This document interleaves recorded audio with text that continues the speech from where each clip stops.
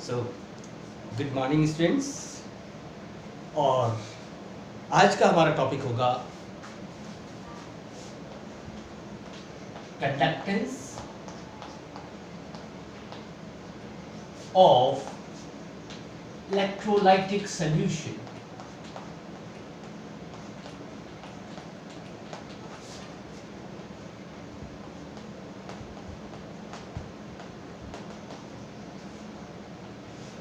तो देखिए, एक होते हैं कंडक्टर्स। तो जैसे नाम से ही पता चलता है व्हाट आर कंडक्टर्स। तो substances which allows the passage of electricity through itself, through them are conductors। ठीक है, जिसमें से इलेक्ट्रिसिटी फ्लो कर जाती है are conductors। कंडक्टर्स दो टाइप के होते हैं। One, it is metallic conductors, और सेकंड कैटेगरी होती है it is electrolytic conductors. Metallic conductors में जो कंडक्शन होता है, this one takes place due to flow of free electrons.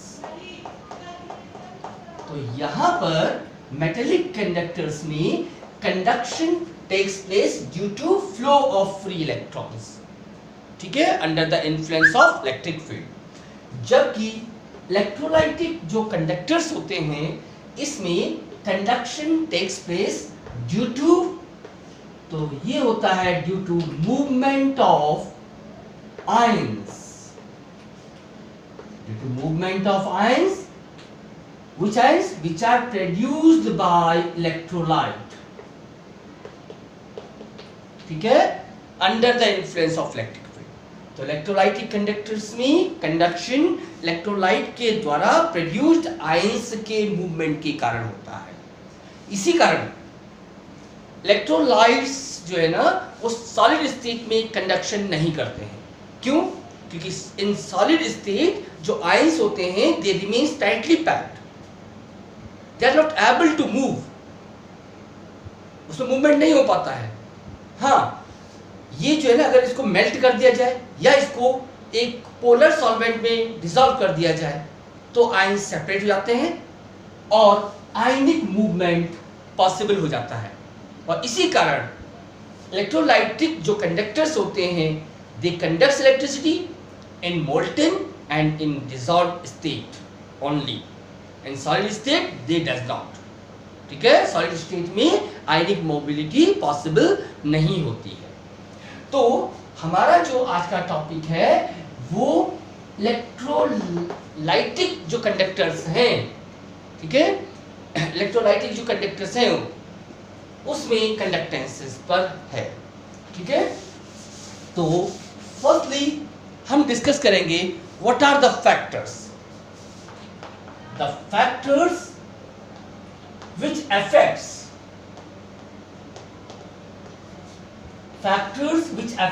the conductance of electrolytic solution, ठीक है। तो इसमें पहला फैक्टर है it is nature of substance, means nature of electrolyte. देखो, जो इलेक्ट्रोलाइट होते हैं ये दो टाइप के होते हैं। एक होता है वन इज स्ट्रॉन्ग इलेक्ट्रोलाइट, और एक होता है जिसे आप कहते हो वीक इलेक्ट्रोलाइट, ठीक है। स्ट्रॉन्ग इलेक्ट्रोलाइट्स जो होते हैं ये 100% डिसोसिएटेड रहते हैं, ठीक है। इट मींस जो स्ट्रॉन्ग इलेक्ट्रोलाइट का सॉल्यूशन होगा उसमें नंबर ऑफ आयंस बहुत ज्यादा होंगे। आयंस ज्यादा होंगे तो ऑब्वियस सी बात है उससे कंडक्टेंस ज्यादा ही हो। Weak electrolytes remains partially ionised, ठीक है, मींस नंबर ऑफ आयंस कम होंगे, तो इसलिए वीक इलेक्ट्रोलाइट्स की जो कंडक्टेंस होती है वो कंपैरेटिवली लेसर होती है। तो पहला फैक्टर है it is nature of electrolyte. Now the second one, it is size of ion. Size of ion, देखो आयन की मोबिलिटी के कारण कंडक्टेंस होता है।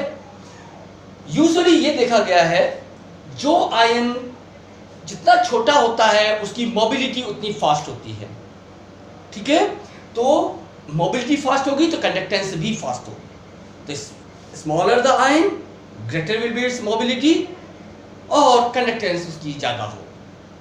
लेकिन अगर आपने इलेक्ट्रोलाइट्स को डिसॉल्व किया है किसी सॉल्वेंट में, तो वहां पर जो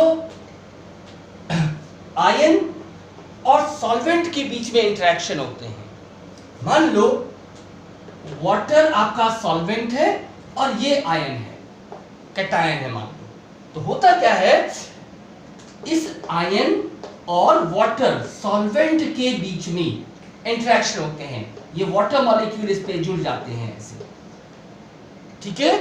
तो इस प्रोसेस को हम कहते हैं सॉल्वेशन, ठीक है। और अगर सॉल्वेंट वाटर है तो इसे ही आप कह सकते हो क्या, हाइड्रेशन। तो इससे क्या होता है, इससे साइज बड़ा हो जाता है। जब साइज बड़ा हो जाएगा तो मोबिलिटी इफेक्ट हो जाएगी। तो इसका मतलब अगर माना कि इलेक्ट्रोलाइट जो है ना मोल्टन स्टेट में है, तो उस केस में केवल और केवल आयन का साइज मैटर करेगा। जो आयन जितना छोटा होगा उसकी कंडक्टेंस ज्यादा होगी क्योंकि उसकी मोबिलिटी ज्यादा है। लेकिन अगर इलेक्ट्रोलाइट को सॉल्वेंट में घोल दिया है तो वहां पर आयन और सॉल्वेंट के बीच में इंटरेक्शन होते हैं, उसका सॉल्वेशन हो जाता है। इनकेस अगर आपका सॉल्वेंट वाटर है तो उसका हाइड्रेशन हो जाता है और इस कारण उसका साइज इनलार्ज कर जाता है आयन का और उसकी मोबिलिटी कम हो जाती है। यानी कि ध्यान रहे कि लार्जर द सॉल्वेशन तो कंडक्टेंस कम हो जाएगी, ठीक है। ध्यान रखना जो एक्सटेंट ऑफ सॉल्वेशन होता है, ठीक है, ये डिपेंड करता है साइज पर। आयन जिसका साइज जितना छोटा होगा उसका सॉल्वेशन उतना, आयन छोटा साइज है ना, साइज छोटा है तो सॉल्वेशन ज्यादा होगा, साइज बड़ा है सॉल्वेशन कम होगा। इज इट क्लियर, ठीक है। देखो सपोज करो एक है Li प्लस और Na प्लस, ठीक है। अगर ये मोल्टन स्टेट में है, मोल्टन स्टेट में है, तो क्योंकि Li प्लस का साइज छोटा है तो इसकी कंडक्टेंस ज्यादा होगी। लेकिन अगर यही दो आयन हैं और ये इस बार एक्वस सॉल्यूशन में हैं, तो क्या, क्योंकि Li प्लस आयन का साइज छोटा है तो इसका सॉल्वेशन हाइड्रेशन ज्यादा होगा, इसका साइज बढ़ जाएगा और इस कारण इसकी कंडक्टेंस Na प्लस के कंपैरिजन में कम हो जाएगी। Is it clear. तो पहला फैक्टर था नेचर ऑफ इलेक्ट्रोलाइट, दूसरा फैक्टर हो गया size of ion and it's solvation. तीसरा जो फैक्टर होता है that one is nature of solvent. तो जो कंडक्टेंस है इलेक्ट्रोलाइटिक सॉल्यूशन की वो सॉल्वेंट के नेचर पे भी डिपेंड करती है। देखो अगर सॉल्वेंट पोलर है, देखो सॉल्वेंट दो टाइप के होते हैं, या तो पोलर और या तो नॉन पोलर, ठीक है। आपको पता है लाइक डिसॉल्व्स लाइक, ठीक है। तो अगर हम सॉल्वेंट पोलर लेते हैं तो उसमें इलेक्ट्रोलाइट डिसोसिएट हो जाएगा, आयंस बन जाएंगे, कंडक्टेंस बढ़ जाएगी। दूसरी तरफ अगर हमने नॉन पोलर सॉल्वेंट ले लिया, जैसे बेंजीन ले ली, CCl4 ले लिया, CH2 ले लिया, तो उस समय इलेक्ट्रोलाइट डिसोसिएट नहीं होगा, आयंस नहीं बनेंगे, तो कंडक्टेंस कम हो जाएगा या नहीं रहेगा। समझ में आया? तो नेचर ऑफ सॉल्वेंट पे भी डिपेंड करता है। अगर आपका सॉल्वेंट पोलर है तो उसमें इलेक्ट्रोलाइट का डिसोसिएशन हो जाता है और इस कारण कंडक्टेंस बढ़ जाती है। इसके अलावा एक और फैक्टर है जिसे कहते हैं concentration of electrolytic solution. Concentration of electrolytic solution, electrolytic solution का कंसंट्रेशन भी कंडक्टेंस को अफेक्ट करता है। कैसे? इन जनरल अगर देखा जाए तो जो कंडक्टेंस होती है, ठीक है, कंसंट्रेशन ज्यादा होगा तो कंडक्टेंस डिक्रीज होती है, इनवर्सली प्रोपोर्शनल होती है कंसंट्रेशन की। जनरली ऐसा होता है। ऐसा क्यों? तो देखो, अगर इलेक्ट्रोलाइट वीक है तो वीक इलेक्ट्रोलाइट अगर है तो अगर कंसंट्रेशन ज्यादा है तो ज्यादा कंसंट्रेशन पे इलेक्ट्रोलाइट का डिसोसिएशन कम होता है, डिग्री ऑफ डिसोसिएशन कम है। ओस्टवाल्ड डाइल्यूशन लॉ क्या कहता है? Degree of dissociation of weak electrolyte increases with increase in dilution. जितना डाइल्यूट करोगे उतना डिसोसिएशन बढ़ेगा। यानी हायर कंसंट्रेशन पे डिसोसिएशन कम है, नंबर ऑफ आयंस कम होंगे तो कंडक्टेंस ऑब्वियस सी बात है कम होगी। और अगर बात आई स्ट्रॉन्ग इलेक्ट्रोलाइट की, तो स्ट्रॉन्ग इलेक्ट्रोलाइट तो पहले ही 100% डिसोसिएटेड होते हैं, यानी कि आयंस का नंबर पूरा है। लेकिन है क्या कि अगर कंसंट्रेशन ज्यादा होगी तो जो आयंस हैं इनके बीच का डिस्टेंस ये नजदीक होंगे और इनके बीच में इंटर आयनिक अट्रैक्शन होंगे, और क्योंकि नजदीक है तो इंटर आयनिक अट्रैक्शन क्या होंगे? ज्यादा होंगे। और इस हाई इंटर आयनिक अट्रैक्शंस के कारण आयंस की जो मोबिलिटी है वो कम हो जाएगी और इस कारण कंडक्टेंस कम हो जाएगी। और finally one more factor is there और उसे कहते हैं टेम्परेचर। टेम्परेचर भी इलेक्ट्रोलाइटिक सॉल्यूशन की कंडक्टेंस को अफेक्ट करता है। देखो, अगर हमने टेम्परेचर बढ़ाया तो टेम्परेचर बढ़ाने से इलेक्ट्रोलाइट का जो डिसोसिएशन है वो बढ़ जाता है, तो नंबर ऑफ आयंस भी बढ़ जाते हैं और नंबर ऑफ आयंस बढ़ जाएंगे तो कंडक्टेंस बढ़ जाएगा। सेकेंडली, आप ऐसे भी कह सकते हो कि टेम्परेचर बढ़ाने से आयंस की काइनेटिक एनर्जी बढ़ जाएगी, उनकी मोबिलिटी बढ़ जाएगी और मोबिलिटी बढ़ने के कारण उसकी कंडक्टेंस भी बढ़ जाएगी। अगला टर्म है इट इज कंडक्टेंस। तो कंडक्टेंस को आप डिनोट करते हो जी से, ठीक है, डिनोटेड बाय जी, और सिंपल सा है reciprocal of electrical resistance. Electrical resistance का रेसिप्रोकल कंडक्टेंस होता है, ठीक है, यानी G इक्वल टू 1/R। अब अगर आप इसकी यूनिट की बात करें तो क्या हो जाएगा? 1/ओम। मींस आप कह सकते हो ओम इनवर्स, या इसी को आप MHO मो भी लिख सकते हो, या इसी के लिए हम कहते हैं सीमेंस, ठीक है, इसको S कैपिटल S से डिनोट करते हैं, SI सिस्टम में ये यूज करते हैं। दूसरा टर्म है कंडक्टिविटी, या आप कह लीजिए स्पेसिफिक कंडक्टेंस। कंडक्टिविटी और स्पेसिफिक कंडक्टेंस एक ही चीज है। स्पेसिफिक कंडक्टेंस को डिनोट करते हैं ऐसे, ये कपा, इस साइन को कपा कहते हैं, KAPPA कपा, ठीक है।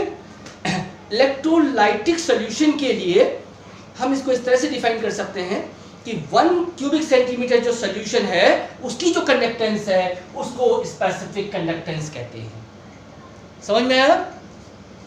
Conductance of 1 cubic centimetre solution is specific conductance. आप ऐसे मान लीजिए, देखिए definition can be defined as conductance of 1 cubic centimeter solution of electrolyte is specific conductance. आप ऐसे मान लीजिए, सपोज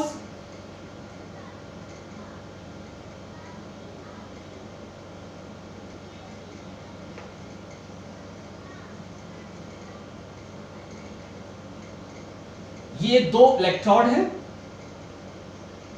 एक को मैंने पॉजिटिव टर्मिनल से जोड़ दिया है, एक को नेगेटिव टर्मिनल से, और हर इलेक्ट्रोड का जो एरिया है इट इज 1 सेंटीमीटर स्क्वायर, और इन दोनों के बीच का ये जो डिस्टेंस है दोनों इलेक्ट्रोडों के बीच का वो 1 सेंटीमीटर है। एंड नाउ इन दोनों के बीच में यहां जाहिर है हमने यहां ये एक इसके अंदर फिल कर दिया है, इलेक्ट्रोलाइटिक सॉल्यूशन फिल कर दिया है। ऑब्वियस सी बात है जो इलेक्ट्रोलाइटिक सॉल्यूशन इसके अंदर भरा है उसका जो वॉल्यूम होगा वो 1 क्यूबिक सेंटीमीटर है। ठीक है, तो इस इलेक्ट्रोलाइटिक सॉल्यूशन जो कि यहां इन दोनों इलेक्ट्रोड्स के बीच में फिल्ड है, ये को कहते हैं स्पेसिफिक कंडक्टेंस। यानी इस तरह से भी डिफाइन कर सकते हैं, conductance of electrolytic solution of 1 centimeter length and having 1 square centimeter as the area of cross section. Is it clear? समझ में आ गया? देखिए, और इसकी इस हिसाब से भी डिफाइन कर सकते हो कि जो कपा है यानी स्पेसिफिक कंडक्टेंस है is reciprocal of specific resistance. ये भी एक डेफिनेशन हो गई। तो व्हाट इज स्पेसिफिक कंडक्टेंस या कंडक्टिविटी? तो आप कह सकते हो कि conductance of 1 cubic centimeter solution is specific conductance और कंडक्टिविटी, या आप कह सकते हो reciprocal of specific resistance is specific conductance.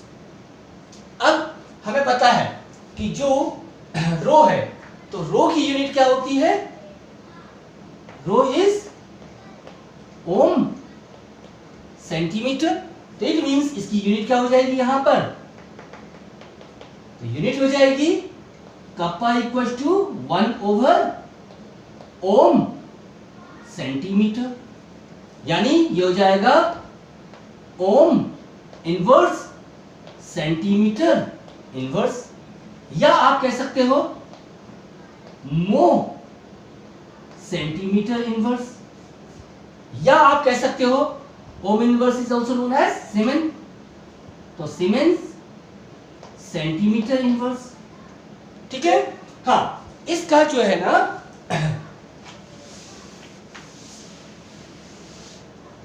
In SI system में इसका हो जाएगा सीमेंस पर मीटर। ठीक है, देखिए अब हम सीमेन पर सेंटीमीटर को चेंज कर रहे हैं सीमेन पर मीटर में। ठीक है, तो इसके लिए क्या करेंगे हम? क्या मैं इसको ऐसे लिख सकता हूं? सीमेन ओवर सेंटीमीटर चलेगा? यानी क्या ये ऐसे लिखा जा सकता है? सीमेन ओवर, अब ना इस सेंटीमीटर को मीटर में कन्वर्ट करना है तो इसका मतलब इसको हमें 100 से डिवाइड करना पड़ेगा। Now this will be in meter. It means ये हो जाएगा सीमेन into 100 over meter. It means ये हो जाएगा 100 सीमेंस पर मीटर।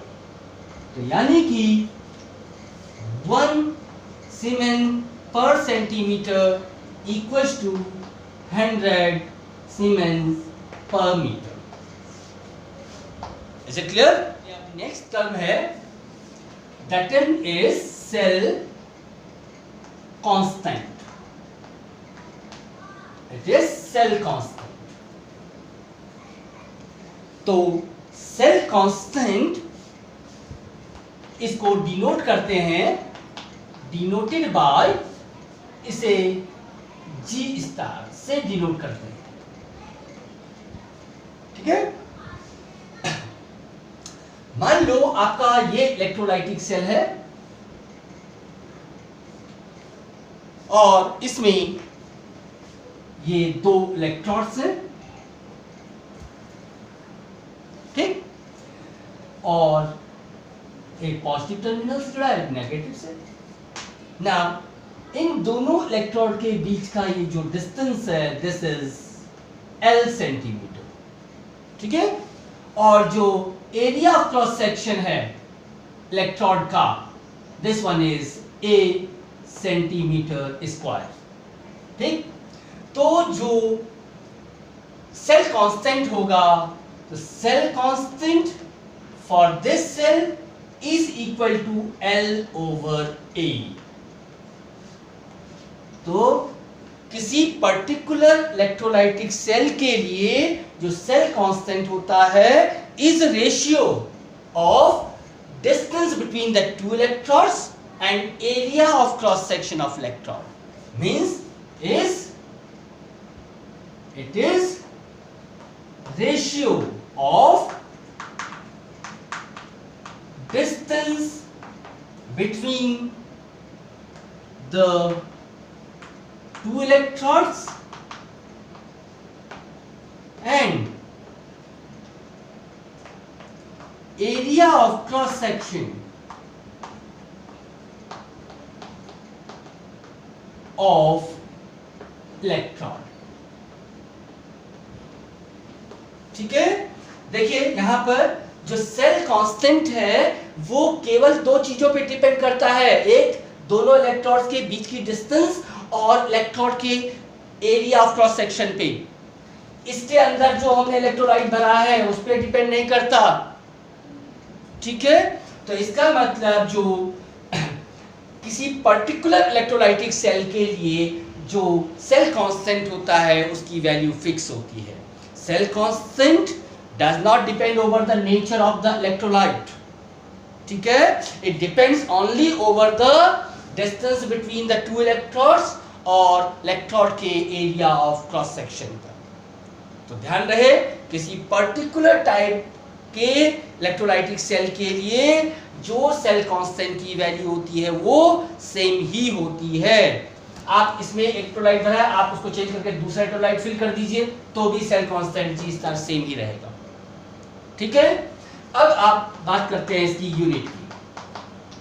तो L is length centimetre over A area, तो इसका यूनिट आ गया पर सेंटीमीटर और आप कह सकते हैं पर मीटर। Is it clear? तो हमारा अगला टॉपिक है relation between conductance, specific conductance and cell constant. देखिए हमको पता है R is equal to rho L over A, reciprocal of the equation will become 1 over R equals to 1 over rho into A over L, means 1 over rho equals to 1 over R into L over A. Reciprocal of the specific resistance, इसको कहते हैं क्या? Specific conductance equals to reciprocal of R is what? Called conductance, and L over A, ratio of L and A is called cell constant. It means specific conductance is equal to conductance into cell constant, means kappa equals to G into G star.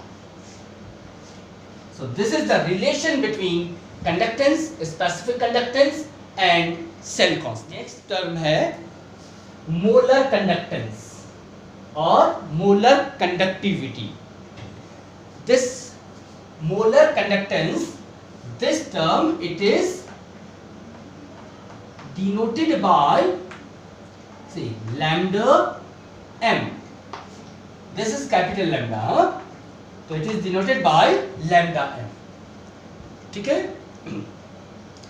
अब है क्या, मान लो हमने एक container लिया और इसमें एक कोई कोई सॉल्वेंट ले लिया और इस सॉल्वेंट में इसका वॉल्यूम कुछ है, वो 1 लीटर हो सकता है, 2 लीटर हो सकता है, 10 लीटर हो सकता है, कुछ भी हो सकता है। एक सर्टेन वॉल्यूम ले लिया हमने और इसमें अब हमने 1 मोल इलेक्ट्रोलाइट डाल दिया, ठीक है। तो अब इस पूरे सॉल्यूशन की जो कंडक्टेंस होगी that one is called molar conductance. मतलब उस सॉल्यूशन की कंडक्टेंस मोलर कंडक्टेंस होती है जिसमें कि 1 मोल इलेक्ट्रोलाइट घुला हुआ हो।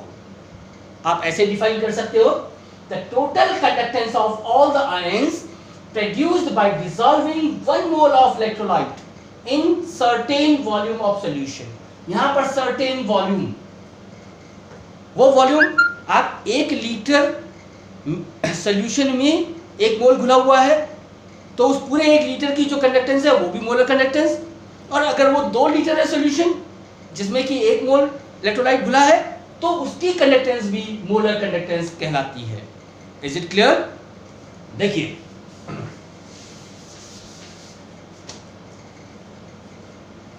मान लो जो आपको पता conductance of 1 cubic centimeter solution is called what?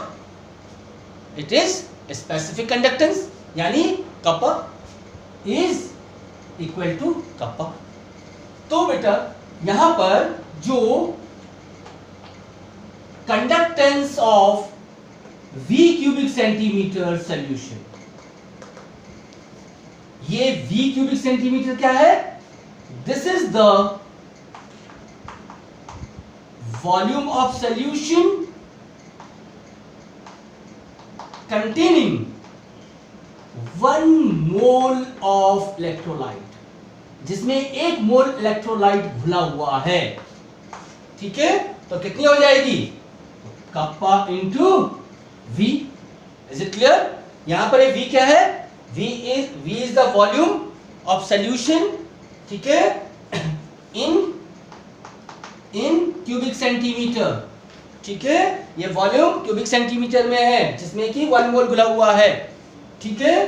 तो ये जो कंडक्टेंस होगी that one is called molar conductance, यानी कि जो मोलर कंडक्टेंस है can be expressed as kappa into V, ठीक है।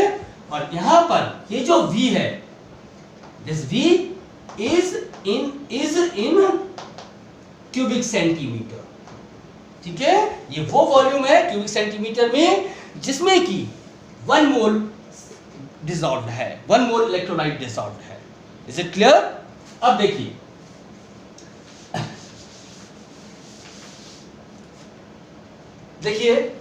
We know molarity. What is molarity? Number of mole of solute dissolved in 1 liter of solution, means number of mole over volume, it is in liter। Is it clear? यानी कि number of mole over, अगर ये volume ml में हो यानी पर cubic centimetre में हो तो here it is 1000। Is it clear? समझ में आया? यहां पर what is the number of moles of electrolyte? It is only 1 mole, so it means molarity is equal to 1 into 1000 over V, and it is in ml, or you can say it is in cubic centimeter। It is clear? It means V is equal to, so it is 1 into 1000 over molarity। This V is in ml और cubic centimetre. अरे समझ में आ रहा है? तो इसका मतलब this expression can also be written as lambda m equal to kappa into 1000 over molarity. Is it clear? तो इन दो एक्सप्रेशंस की हेल्प से हम मोलर कंडक्टिविटी कैलकुलेट कर सकते हैं। नाउ अब हम देखेंगे इसकी यूनिट।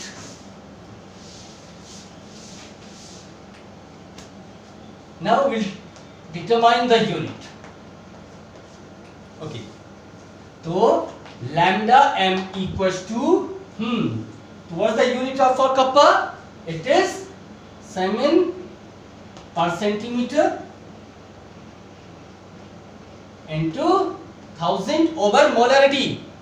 It is मोल पर लीटर यानी पर ml, बिकॉज हमने ऊपर 1000 मल्टीप्लाई किया है ना, तो यहां पर जो वॉल्यूम है वो काहे में है फिर ml में. ठीक है, यानी this can be written as Siemens per centimetre into 1000 over mole per cubic centimetre. It means unit will become Siemens centimeter square mole inverse. So the unit of molar conductivity or molar conductance is Siemens centimeter square mole inverse, or it may be written as Siemens meter square mole inverse. ठीक है, ये हमको एक दूसरे में inter convert करना आना चाहिए. इसको कैसे इंटर कन्वर्ट कर सकते हैं, तो देखिए जैसे यही है 1 Siemens centimetre square mole inverse. ठीक है, यानी इसको हमें Siemens metre square mole inverse में कन्वर्ट करना है. यानी ये हो जाएगा Siemens सेंटीमीटर को मीटर में कन्वर्ट करने के लिए 100 से डिवाइड करेंगे का square mole inverse. Is it clear? देखो अब ये मीटर में कन्वर्ट हो चुका है, यानी ये हो गया 10 टू पावर -4, क्योंकि ये 100 का स्क्वायर तो क्या हो जाएगा 10,000, ऊपर जाके 10 to power -4 Siemens metre square mole inverse. Similarly अगर ये Siemens metre square mole inverse है, इसको सेंटीमीटर में कन्वर्ट करना है, ये हो जाएगा Siemens, this one is 100 centimetre, 1 metre equal to 100 centimetre square mole inverse. It means ये हो जाएगा 10 to the power 4 Siemens centimetre square mole inverse. So in this way we can interconvert the units of molar conductance. तो हमारा next term है it is equivalent conductivity. Equivalent conductivity तो इसको denote करते हैं, डिनोटेड बाय लैम्डा EQ. तो this one is denoted by lambda EQ. ठीक है, तो जैसे मोलर कंडक्टेंस था, क्या था कि एक सॉल्यूशन बनाया और उस सॉल्यूशन में एक सर्टेन वॉल्यूम लिया, सॉल्यूशन बनाया और उसमें 1 मोल घुला हुआ था, तो उस सॉल्यूशन की कंडक्टेंस जिसमें कि 1 मोल इलेक्ट्रोलाइट घुला हुआ है को कहते हैं मोलर कंडक्टेंस. ठीक इसी तरह से अगर ऐसा सॉल्यूशन जिसमें कि इलेक्ट्रोलाइट की जो क्वांटिटी है वो 1 ग्राम इक्विवेलेंट घुली हुई हो सर्टेन वॉल्यूम में, तो उस सॉल्यूशन की जो कंडक्टेंस है that one is called equivalent conductivity और इक्विवेलेंट कंडक्टेंस. मतलब you can define as total conductance of all the ions produced by dissolving 1 gram equivalent of electrolyte in certain volume of solution. ठीक है, देखो अब आपको पता है कि जो the conductance of 1 cubic centimeter solution is what? Kappa, specific conductance. तो conductance of V cubic centimeter solution क्या हो जाएगा? Kappa into V. Here this V is the volume of solution containing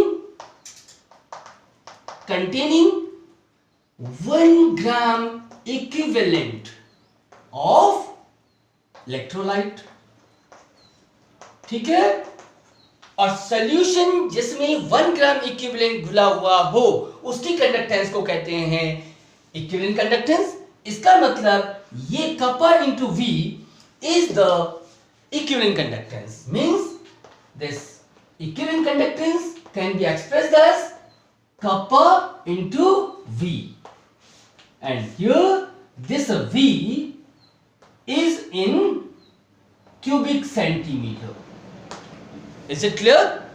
lambda equivalent को आप ऐसे भी express कर सकते हो, कपा इंटू 1000 ओवर नॉर्मेलिटी, ठीक है। और ये एक्सप्रेशन कैसे आया, तो इसका डेरिवेशन हमने पहले मोलर कंडक्टेंस में कर रखा है, किस हिसाब से करना है। Is it clear? नाउ अब हम देखेंगे इसकी यूनिट क्या है, ठीक है। तो यूनिट हो जाएगा, तो lambda equivalent equals to kappa is siemens per centimetre over normality is gram equivalent per ml into 1000। Is it clear? देखो यहां ml में तभी तो ऊपर 1000 आया, इट मींस ये हो जाएगा siemens per centimetre over gram equivalent into, तो per ml is equal to per cubic centimetre, it means ये आ गया siemens centimetre square gram equivalent inverse, ठीक है। तो the unit of equivalent conductance is Siemens centimeter square gram equivalent inverse। आप इसको Siemens metre square gram equivalent inverse भी लिख सकते हैं। अगेन कैसे चेंज करें इसको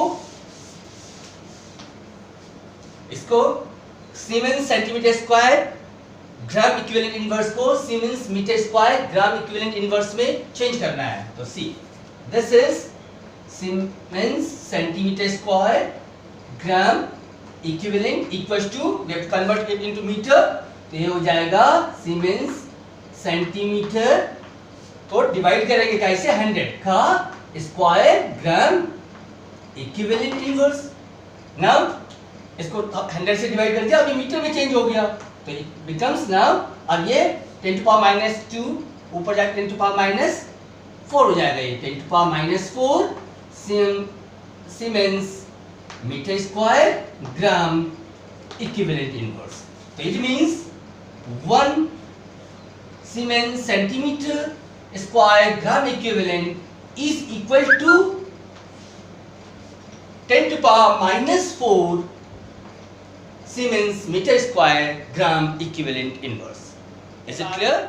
हम एक और टॉपिक डिस्कस करते हैं, और टॉपिक है it is relation between molar conductance and equivalent conductance, ठीक है।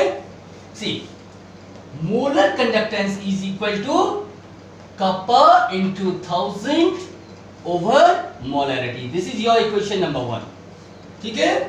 और equivalent conductance is equal to kappa into 1000 over normality, this is your equation number 2, ठीक है। एक ही सॉल्यूशन के लिए ये उस मोलर कंडक्टेंस है, ये उसी सॉल्यूशन की क्या है, इक्विवेलेंट कंडक्टेंस है, और हमें इन दोनों में एक रिलेशन डेवलप करना है। तो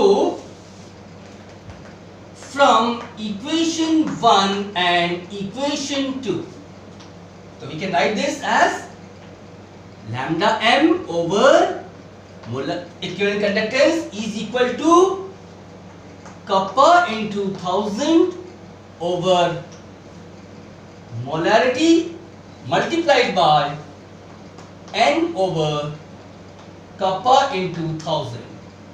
Is it clear? As solution एक ही है, तो कप्पा दोनों में बराबर होगा, it means expression becomes molar conductance over equivalent conductance is equal to normality over molarity। and you lose. Normality over molarity is equal to acidity for alkali, basicity for acids, or valency. It means molar conductance over equivalent conductance is equal to valency. So this is the relationship between the molar conductance and equivalent conductance. Is it clear?